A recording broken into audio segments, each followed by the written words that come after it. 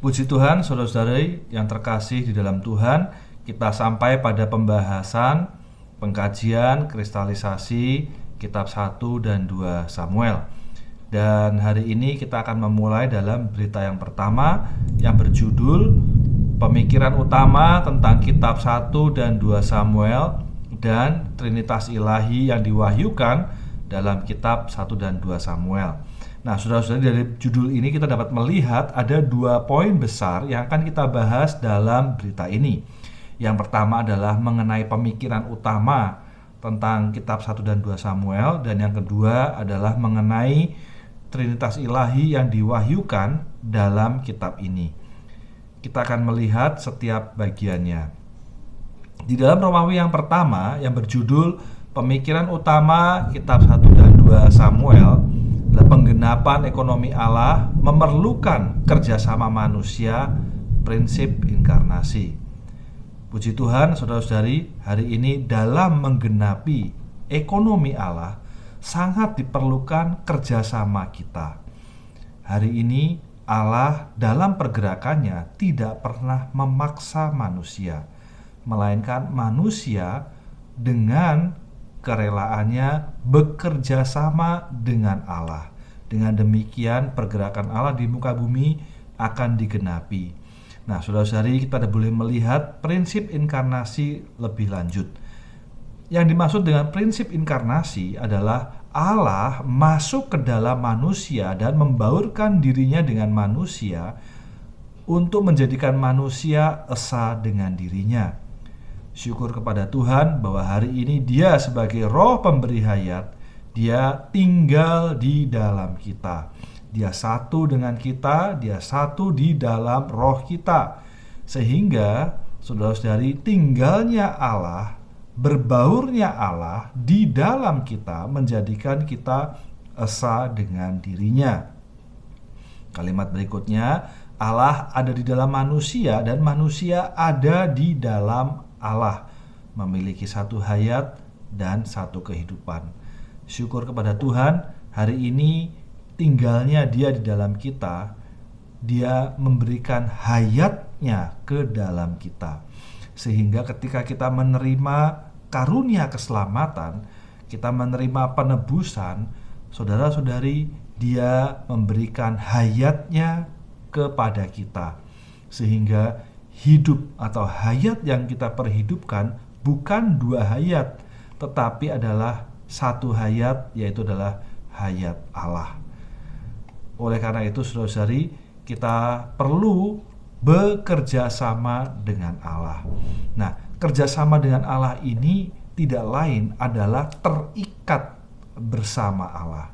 Kerjasama ini bukan upaya manusia secara luaran untuk melaksanakan apa yang dikehendakinya.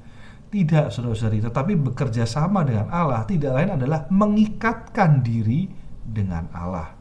Di dalam 1 Korintus pasal 6 ayat 17 di sana mengatakan, tetapi siapa yang mengikatkan dirinya pada Tuhan menjadi satu roh dengan Dia. Puji Tuhan, hari ini ketika kita mengikatkan diri kita pada Tuhan, maka otomatis kita menjadi individu yang bekerja sama dengan Allah. Nah, jalan bekerja sama dengan Allah dalam prinsip inkarnasi ini berhubungan dengan kenikmatan pribadi akan negeri yang baik yang dilambangkan oleh Kristus yang al-muhid dan al-wasi. Saudara-saudari yang terkasih, bahwa mengikatkan diri kita kepada Tuhan yang tidak lain adalah bekerja sama dengan Dia. Ya, ikatan kita dengan Dia, semakin kita mengikatkan diri pada Tuhan, menjadi satu roh dengan Dia. Nah, ketika kita berbaur dengan Dia dalam satu roh, sebenarnya ini adalah sebuah kenikmatan yang pribadi. Karena itu, saudara-saudari, amen, ketika kita datang kepada firman, ketika kita datang terbuka kepada Dia, saudara-saudari, keterbukaan kita kepadanya adalah suatu kenikmatan. Nah, kenikmatan kita kepada Kristus yang dilambangkan oleh negeri yang baik, ya, tanah permai, Betapa Kristus kita, Kristus yang kaya, Dia Kristus yang al-muhid, yang al-wasi, menjadi kenikmatan kita. Semakin kita terbuka kepada Dia, semakin kita menikmati Dia. Dan hasil kenikmatan kita akan Kristus menjadi kerajaan Allah, di mana kita memerintah dalam hayat bersama Kristus. Saudara-saudari, dari bagian ini kita boleh melihat bahwa pemikiran utamanya hari ini adalah bagaimana manusia bekerja sama dengan Allah, mengambil Kristus sebagai kenikmatannya, dan hasil dari kenikmatan akan Kristus menjadi kerajaan Allah. Suatu wilayah kerajaan di mana kita bisa memerintah dalam hayat bersama dengan Kristus. Nah, di dalam kitab 1 dan 2 Samuel ada beberapa figur yang perlu kita lihat ya. Ada 5 figur yang bekerja sama dengan Allah. 3 figur di aspek yang positif dan 2 figur di aspek negatif. Di aspek yang positif kita boleh melihat Hana, Samuel, dan Daud. Dari ketiga orang ini menghasilkan kerajaan. Dari ketiga orang ini ada peralihan zaman. Nah, saudara-saudari, semoga kita boleh melihat profil Hana, Samuel, dan Daud sehingga kerajaan itu boleh ada. Tetapi ada aspek yang negatif, yaitu Eli dan Saul. Ya,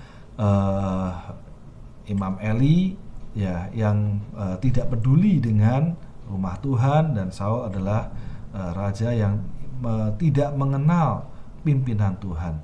Nah, kita akan melihat lebih lanjut bahwa di dalam Romawi yang kedua kita perlu melihat Trinitas ilahi seperti yang diwahyukan dalam kitab 1 dan 2 Samuel ini. Nah, tujuan Allah bagi umat pilihannya tidak lain adalah untuk mendirikan kerajaan, yaitu suatu ruang lingkup di mana Dia diekspresikan. Saudara-saudari, dari bagian ini kita nampak bahwa Allah ingin setiap kaum beriman pilihannya boleh menjadi suatu kerajaan di mana Kristus sepenuhnya diekspresikan. Nah, kita melihat keterlibatan Trinitas ilahi mendatangkan Samuel agar kerajaan bisa didatangkan. Saudara-saudari, kita boleh melihat bahwa tanpa Samuel ini tidak ada peralihan zaman. Tanpa Samuel ini tidak ada kerajaan yang bisa didirikan. Nah, siapa Samuel itu? Saudara-saudari, kita perlu terkesan bahwa seorang sosok Samuel bukan sekedar sosok orang muda, tetapi dia adalah seorang yang nazir. Dia adalah seorang imam, seorang nabi, dan seorang hakim yang terakhir. Kita perlu melihat status Samuel ini sehingga kita bisa melihat kualifikasi yang bagaimana yang mengakhiri zaman ini dan membuka zaman kerajaan. Nah, di dalam kitab Samuel, saudara-saudari ya, di dalam 1 Samuel pasal 1 kita boleh melihat di tengah kekacauan Israel yang merosot, Elkanah dan Hana tetap pada jalan hayat. Nah, di bagian ini kita melihat bahwa ada orang yang bekerja sama dengan dia. Dia tetap mengambil jalan hayat, yaitu apa yang dia kerjakan. Di poin nomor 2, setiap tahun Elkanah bersama keluarganya ke rumah Allah untuk menyembah dan memberikan persembahan kepada Yehova. Saudara-saudari, di dalam bagian ini kita boleh melihat bahwa rumah Allah sebagai perwujudan Allah. Ya, persembahan ini sebagai bagi kita adalah menggambarkan, amen, sarana untuk masuk ke dalam perwujudan Allah, penebusan Kristus. Nah, saudara-saudari, tanpa persembahan, saudara-saudari, hadir kita tidak diperkenan oleh Allah. Karena itu ketika kita datang kepada Dia, kepada Bapa, apa yang kita persembahkan? Yang kita persembahkan adalah Kristus yang kita alami dan yang kita nikmati. Karena itu saudara-saudari, kalau kita melihat bahwa setiap tahun Elkanah bersama keluarganya ke rumah Allah untuk menyembah Dia, memberikan persembahan kepada Yehova. Wah, suatu perkara yang sangat manis. Nah, poin yang ketiga, secara berdaulat dan rahasia Hana dimotivasi oleh Allah untuk berdoa bagi seorang anak laki-laki yang akan mutlak bagi Tuhan. Saudara-saudari, di dalam kehidupan Hana, di sana ada campur tangan Allah. Allah bekerja melalui situasi, menekan, seakan-akan menyulitkan bagi Hana. Tetapi justru situasi yang Hana alami akhirnya mendorong dia untuk berdoa. Dia berdoa untuk anak laki-laki yang tidak lain, anak laki-laki ini dipersembahkan, dipinjamkan kepada Tuhan. Kita akan melihat ini di dalam berita selanjutnya. Nah, saudara-saudari, betapa Allah kita, Allah yang berbicara melalui situasi. Trinitas ilahi terlibat di dalam setiap aspek kehidupan kita. Kita juga boleh melihat bagaimana Trinitas ilahi mendatangkan Daud agar kerajaan Allah dapat didatangkan. Di dalam 1 Samuel pasal 16, di sana kita boleh melihat bahwa pengurapan Daud menjadi raja. Daud diurapi dengan minyak urapan. Ya, ada minyak yang melambangkan roh Allah yang al-muhid, juga ada lembu yang dipersembahkan yang melambangkan Kristus. Ada roh Allah, ada Kristus. Inilah keterlibatan Allah Tritunggal, ya. Kemudian ada pujian, nyanyian Daud. Dia memuji bahwa Yehova sebagai bukit batu, kubu pertahanan, penyelamat, gunung batu, perisai dan tanduk keselamatan. Dan akhirnya pujian Daud memuji, di balik semuanya ini adalah Yehova. Amin. Dan bahkan di dalam perkataan terakhir Daud, dia mengatakan bahwa roh Yehova yang adalah Allah, roh Allah Tritunggal berbicara melalui dia. Dia memuji gunung batu Israel yang melambangkan Kristus, berbicara kepada dia. Ya. Allah Elohim menggambarkan, menunjukkan Allah Tritunggal. Puji Tuhan, saudara-saudari, semoga kita memiliki satu kesan yang kuat bahwa hari ini di dalam hidup kita ada keterlibatan Trinitas ilahi. Dalam bagian ini kita boleh melihat keterlibatan Trinitas ilahi dalam kitab 1 dan 2 Samuel. Nah, saudara-saudari, apa relevansinya dengan kehidupan kita saat ini? Ini di dalam Romawi yang ketiga dikatakan dalam situasi kita saat ini dan keperluan Allah hari ini adalah sama prinsipnya pada zaman Samuel. Apa yang sama? Saudara-saudari, adalah satu keperluan yang mendesak agar kita boleh menjadi orang-orang berdoa, mendoakan doa yang unggul bagi sasaran Allah, bagi orang-orang yang layak untuk menjadi seperti Samuel.